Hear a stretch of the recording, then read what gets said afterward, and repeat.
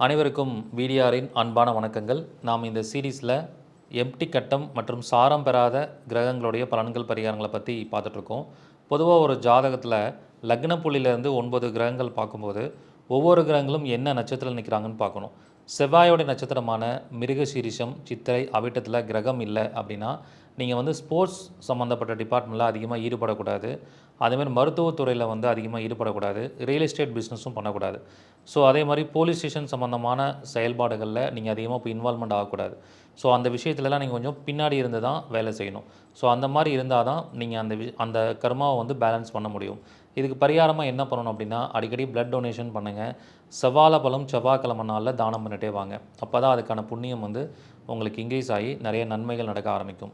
So இந்த மாதிரியான சூட்சம விஷயங்களை நான் வகுப்பாக எடுக்க போகிறேன். மே 17 சனிக்கிழமை, 3வது சனிக்கிழமை அன்றைக்கி ரூ. 500 கட்டணத்தில் இந்த வகுப்பு நடைபெற போகுது. விடிஆர் ஜாதக ஆராய்ச்சி வகுப்பு. முதல்ல ஜாயின் பண்ணக்கூடிய 500 நபர்களுக்கு மட்டுமே அனுமதி.